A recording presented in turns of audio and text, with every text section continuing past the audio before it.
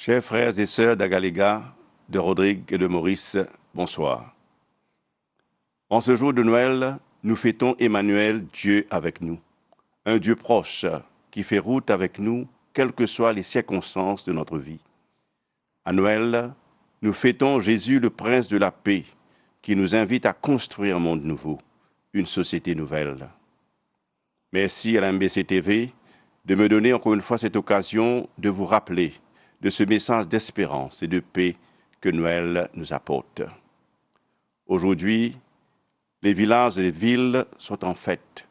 Le monde entier fête Noël. C'est comme si Noël est devenu une fête mondaine. Dire que la Noël a perdu son sens divin, ce n'est pas vrai. Et c'est impossible.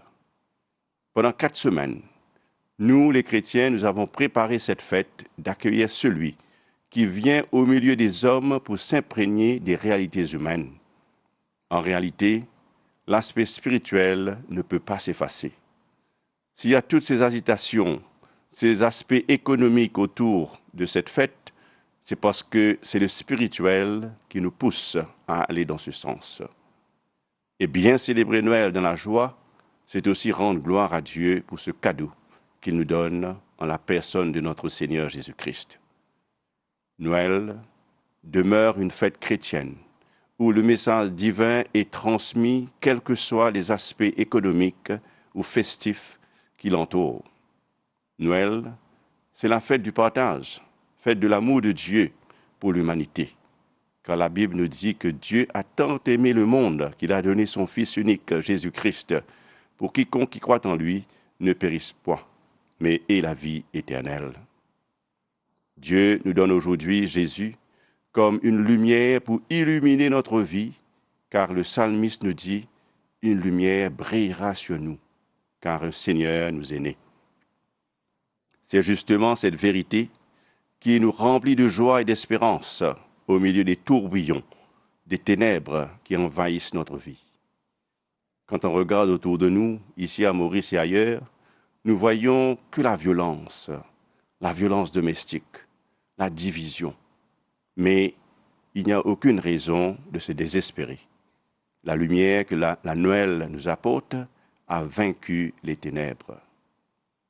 L'appel que Noël nous fait, c'est de permettre à cette lumière de nous guider, alors que nous efforcions de grandir dans la sainteté, la fidélité et l'intégrité. Mais malheureusement, de jour en jour, nous sommes marqués par une grande peur. La peur de ne plus pouvoir nourrir nos enfants demain. La peur que les conflits entre les différents pays engendrent des catastrophes nucléaires. La peur de perdre son emploi.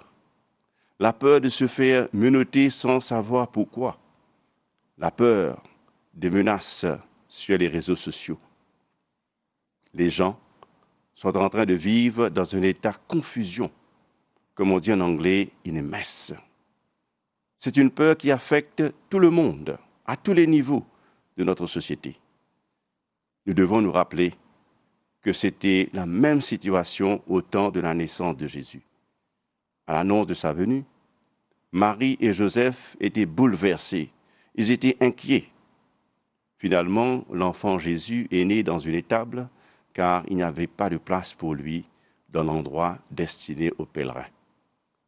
Les grands à l'époque, eux aussi vivaient une certaine crainte. Eux aussi, ils vivaient dans la peur. Nous avons l'exemple du roi Hérode qui voulait éliminer l'enfant Jésus. À Noël, ce sont les paroles encourageantes de l'ange « Soyez sans crainte » qui s'adressent à nous tous.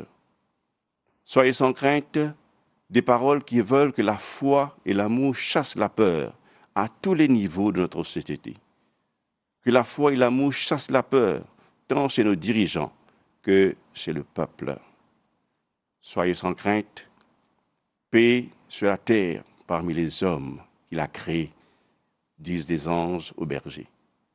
Voilà la promesse que nous sommes appelés à accueillir en cette période de Noël, et en ce faisant, l'Esprit de Dieu fera de nous des personnes de bonne volonté, des agents de réconciliation et des agents de paix, vivant l'amour de Christ dans notre monde. Alors, Quelle que soit notre religion ou appartenance ethnique, Noël nous fait comprendre que tous, nous partageons l'amour empreint de compassion pour nos prochains. Alors que nous accueillons le beau message du premier Noël, l'Esprit de Dieu nous appelle à ne plus avoir peur et d'être des agents de réconciliation et des artisans de paix. À vous tous, ma famille et moi vous souhaitons un joyeux Noël et une bonne année 2023, une année bénie. Merci.